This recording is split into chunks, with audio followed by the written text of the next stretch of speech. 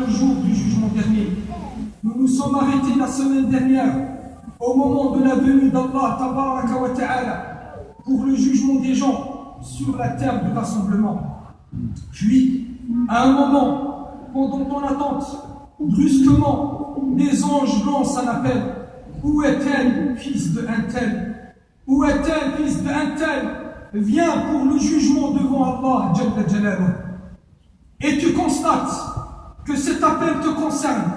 Alors la peur te gagne, ton cœur s'accélère et ton visage change de couleur. Imagine, mon frère et ma sœur, soudain, les anges te prennent, te font traverser les rangs des créatures pour te ramener auprès d'Allah Jalla Jalaluhu. Une fois arrivé, tu constates à droite et à gauche les œuvres que tu as fait pendant ta vie, et en face, l'enfer. نسأل الله تبارك وتعالى أن يعافينا qu'Allah nous préserve. Allah t'interrogera sans aucun intermédiaire. Tu reçois ensuite ton livre dans lequel toute ta vie d'ici-bas y est présente, même dans les plus petits détails. Quelle sera ta réaction face à Allah tabaraka wa ta'ala? Quelle sera ta réaction face à Allah tabaraka wa ta'ala lorsque tu verras les péchés que tu as faits, même en cachette? Chers frères et sœurs, s'il s'agit d'une personne gagnante, croyante, elle recevra son livre à la main droite, puis il commence sa lecture par les péchés qu'il a commis, jusqu'à qu'il soit gagné par la peur. Et heureusement, il remarque qu'Allah tabaraka wa ta'ala lui a pardonné tous ses péchés.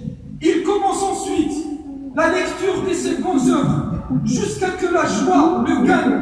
Puis il court vers les gens croyants comme lui, en levant son livre et en criant: tenez, lisez mon livre, voici ma prière, voici mes dons fils sabilillah, voici mon pèlerinage, voici mon prêche sur la voie d'Allah tabaraka wa ta'ala, voici ma pratique de la sunna du prophète sallallahu alayhi wa sallam. Mais s'il s'agit d'une personne égarée, il recevra son livre à la main gauche, derrière son dos. Puis il commence la lecture de son livre jusqu'à que son visage devienne sombre par tristesse et par regret et par peur. Il se dirige ensuite auprès des gens égarés comme lui, qui seront effrayés par son visage malheureux. Puis il leur annonce la mauvaise nouvelle qui les attend. Chers frères et sœurs, ceci est une partie de ce qui va se produire le jour du jugement dernier. Alors prenez garde à vos actions avant de le regretter, le jour où le regret ne servira à rien. Alors faites attention aux œuvres que vous commettez. Elles doivent faire partie des bonnes qui le sont, avec deux conditions. Première condition, la certitude, qui signifie que l'on a fait cette action pour Allah tabaraka wa ta'ala. Et deuxième condition, l'exactitude, qui signifie qu'on a effectué cette action selon la sunna, selon la tradition authentique, je dis bien authentique, la sunna authentique du prophète sallallahu alayhi wa sallam. Sans ces deux conditions, les actions, l'adoration n'est pas valide, n'est pas acceptée chez Allah tabaraka wa ta'ala. Il faut les deux ensemble, les deux en même, la certitude et l'exactitude. Al-ikhlas wal-mutaba. Al-ikhlas, c'est entre toi et Allah tabaraka wa ta'ala. L'exactitude. Comment je peux arriver à l'exactitude? Par la science. Il faut apprendre.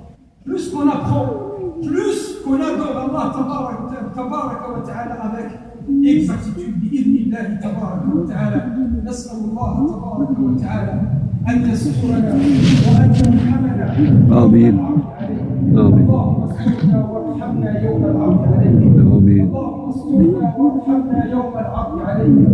اللهم اجعلنا ممن يأخذ كتابه باليمين. اللهم اجعلنا ممن يأخذ كتابه باليمين. اللهم لا تحرم هذه اليد وكل أيماننا من مسك الكتاب يوم القيامة يا رب العالمين. اللهم اجعلنا ممن يمسك كتابه يوم القيامة بيمينه، إنك كريم جواد رحمن رحيم يا رب العالمين.